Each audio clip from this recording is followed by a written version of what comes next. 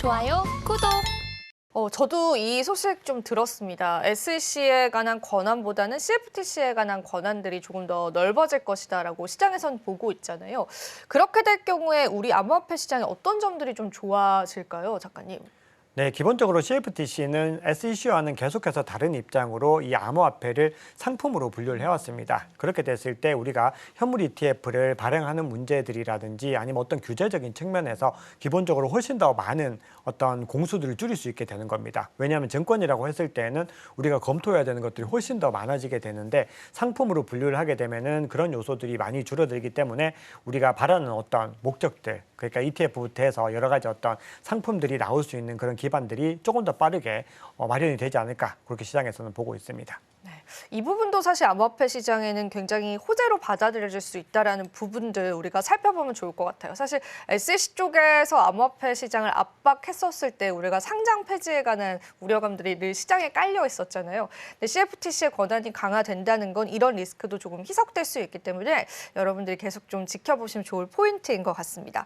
자, 그리고 우리가 거시경제도 봐야 합니다. 사실상 암호화폐 시장에서 금리 인하가 미치는 영향력도 있잖아요. 그래서 그 부분도 작가님이 이야기해 주시면 감사할 것 같아요. 네. 근데 거시경제 이슈가 지금 현 시점에서 저는 조금 중요하다고 보는 게 네. 기본적으로 이번 주에 이게 근원 소비지출 물가지수, 개인 소비지출 물가지수, 이 PCE 지표가 나왔는데 다 이 예측치에 부합을 했습니다. 예측치였잖아요. 네. 그러다 보니까 이제 비트코인이 그때 좀 반등하는 움직임을 보였고, 오히려 나스닥이나 이런 미증시는 좀 하락하는 움직임을 보였는데, 그만큼 어떤 유동성에 대해서 비트코인이 굉장히 좀 중요한 자산이구나라는 거를 확인하게 됐는데, 이 PCE 지표가 나오고 나서 12월에 금리를 0.25%를 인하할 것이다. 즉 25bp 인하 전망이 더 많이 늘어나서 현재 시점에서는 거의 70%에 육박을 하고 있습니다. 그만큼 지금 시장에서는 금리를 빠르게 인하를 해가지고 유동성을 늘릴 것이다라는 전망들이 나오고 있는데 12월 첫째 주에 더 중요한 지표들이 많이 발표가 됩니다. 지금 보시면은 제조업부터 해서 연준이 가장 중요하게 보는 고용 지표, 그리고 전체적인 어떤 서비스업 관련된 지표, 이런 것들이 발표가 되는데, 거기다가 목요일에는 연준 의장의 연설도 예정이 되어 있습니다. 그러면 시장에서는 지금 전체적인 방향성을 가지고 갈 때 뭔가 새로운 소스들이 필요한데, 이 소스들이 거시경제 지표의 어떤 영향에서 또 나올 수 있다는 생각들을 하거든요. 왜냐하면 뭔가 가격을 움직이기 위해서는 요인들이 필요한데, 지금은 그런 요인들이 이미 트럼프 당선 이후로 다 소진이 됐다는 겁니다. 그런데 만약에 거시경제 지표 결과가 예상보다 너무 좋게 나오거나 혹은 굉장히 나쁘게 나왔을 때는 가격이 뭔가 방향성을 가질 수 있다는 점에서 12월 첫째 주를 좀 주목하셔야 되지 않을까, 그렇게 생각을 하고 있습니다. 네, 좋습니다. 사실 거시경제에 관한 어떤 이슈들이 우리 시장을 움직일 수 있는 재료가 되기 때문에 지금 우리가 추가적인 모멘텀이 필요한 시장이잖아요. 그런 부분에서 봤을 때는 굉장히 중요할 것 같은데 구체적으로 어떤 지표들 좀 중요하게 봐야 하는지도 궁금하고요. 그리고 사실 금리 인하에 관해서 지금 속도 조절론 나오면서 12월 달 금리 인하 안 할 수도 있다, 이런 시장의 우려감들도 있는데 작가님, 그 부분에 관해서는 또 어떻게 생각하실까요?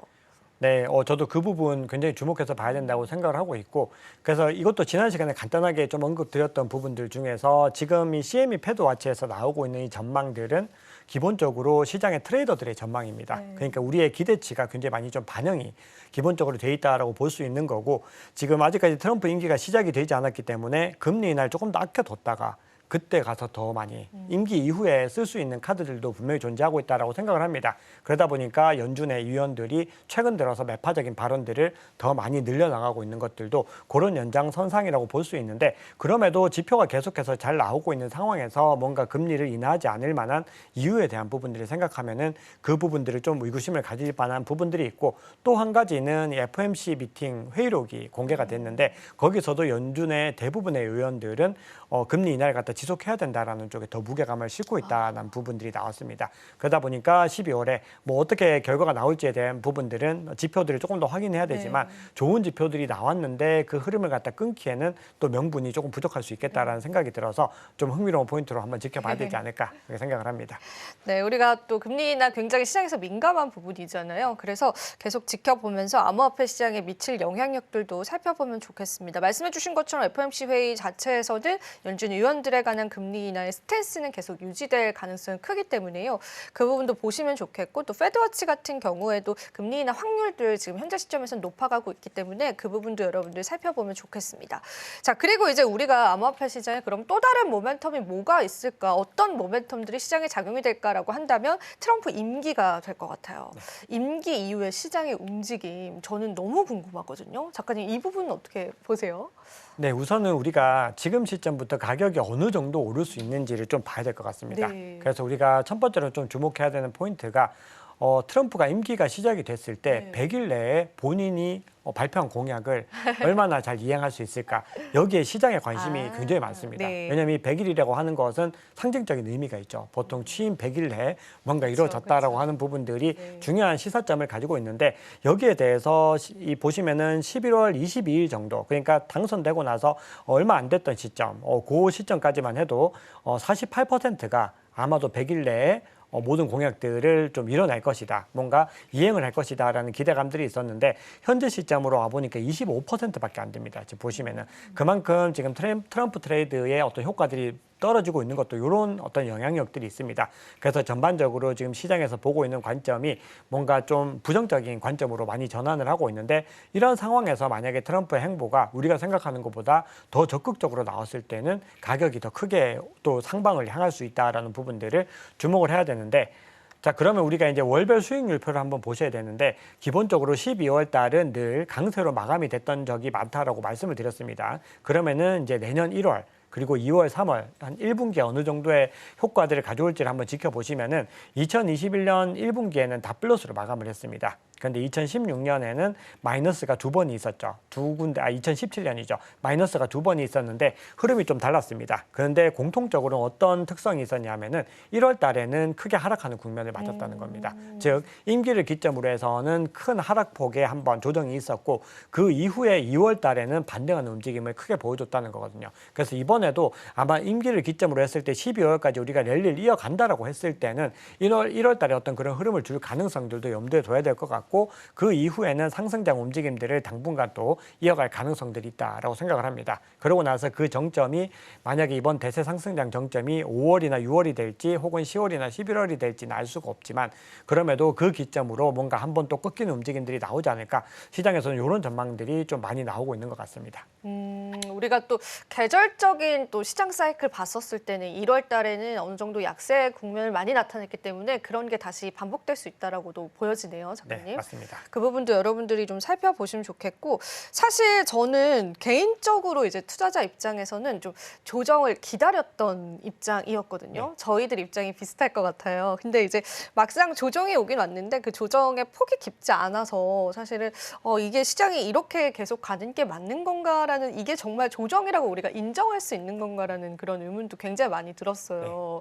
그래서 참 요즘 시장이 더 어려운 것 같아요. 작가님. 정말 어려운 시장입니다. 네. 정말 어려운 시장이고 그게 이제 우리가 어떤 예측을 한다는 것은 그건 정말 예측인 거고 맞아요. 사실은 투자자 입장에서는 대응 전략들을 더 많이 구성을 하고 계셔야 되는 게 맞습니다. 우리가 예측하는 것들은 상당 부분 틀릴 수가 있기 때문에 그런데 우리가 과거 사이클로도 그렇고 가격 흐름상으로 봤을 때 과열 국면들이 결국은 계속해서 이어질 수 없다라는 부분들이 중요하기 때문에 어느 시점에서 조정을 줄 가능성이 높을지를 고민을 해봤을 때 아무래도 트럼프 임기를 기점으로 했을 때 뭔가 변동성이 나타날 수 있는 이벤트가 많기 때문에 그때를 기점으로 전후로 어떤 움직임들을 예상을 하는 부분들이고 만약에 이 기관들의 입장에서 개인 투자자들이 너무 많이 들어왔다 그러면 타이밍을 또 뺏으려고 할 수 있겠죠. 뭔가 우리가 예측하기 전에 먼저 움직여가지고 떨궈 버릴 수도 있는 거기 때문에 우리는 이 가격이 과열되는 국면으로 갔을 때는 늘 조심하면서 시장을 바라봐야 됩니다. 그러니까 너무 막 들떠 있는 분위기들이 지속이 된다 그러면 오히려 위험하다라는 거를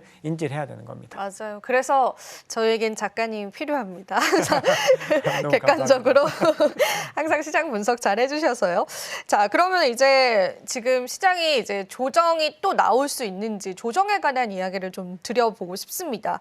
일단 지금 최근에 하락했었을 때는 저도 앞서서 잠깐 말씀드렸지만 온체인 지표상의 시그널도 좀 있었잖아요. 네. 뭐 채굴자라든지 뭐 장기 보유자라든지 이런 부분들도 좀 지표상의 설명들 좀 해주시면 고마울 것 같습니다. 네, 저희가 지금 시점에서 요거는 제가 이제 펀딩 레이트 히트맵이라고 해서 이 레버리지 상으로 얼마나 많이 과열되었는가 그걸 나타내는 표인데 이게 뭐 정확하게 이 기간으로 해서 들어간다 이런 관점은 아닙니다. 다만 지금 시점이 어느 정도 수준인지를 한번 살펴보면 이렇게 노랗게 조금씩 들어오고 있는 거 보이시죠?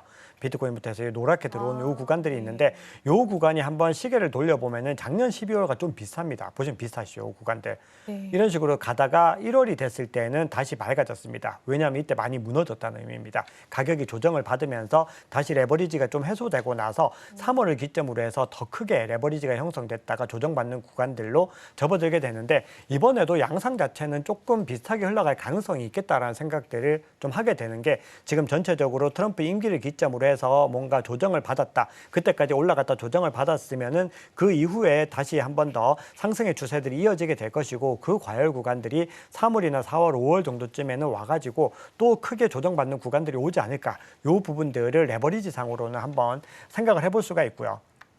자, 그럼에도 지금 전체적인 분위기들로 봤을 때 장기 보유자 물량들이 많이 시장에 나오고 있습니다. 실제로 보시면은 장기 보유자 물량들이 많이 나오고 있는데 아직 3월 대비로는 적은 물량이긴 하지만 그럼에도 상당한 물량들이 시장에 나오고 있습니다. 네. 그래서 이미 이 장기 보유자들은 10월 달부터 꾸준히 조금씩 시장에 물량을 던지고 있는 상황에서 보시면은 더 가팔라지는 것들을 볼 수가 있죠. 그만큼 11월 들어가지고 가파르게 매도를 하고 있는데 그럼에도 3월 대비로 매도 물량들 살펴보시면은 3월이 더 월등하게 많이 했다는 걸 볼 수 있습니다. 이 얘기는 아직까지 장기 보유자들이 가야 될 길이 더 많이 남아 있다는 것을 인지하고 있다는 의미로 볼 수가 있는 거고 그리고 더 중요한 것은 미국발 수요들이 여전히 살아있다는 겁니다. 이게 미국발 수요인가요? 맞습니다. 코인베이스 프리미엄 갭이 그러네요. 코인베이스에서 나타나고 있는 이 어떤 가격 격차를 의미합니다. 네. 바이낸스와의.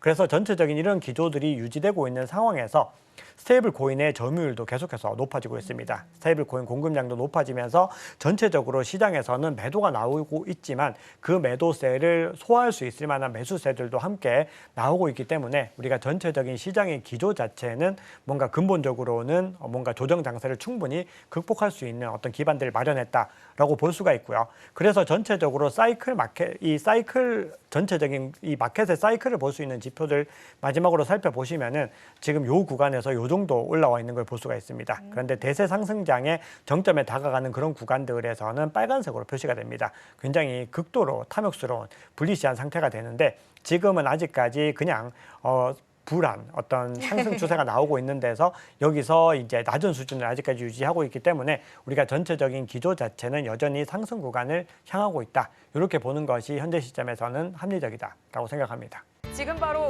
구독을 눌러보세요. 실시간 경제 뉴스, 투자 전문가들의 다양한 시황과 정확한 분석, 또 알찬 투자 정보까지 신뢰할 수 있는 저희 서울경제TV와 함께하세요.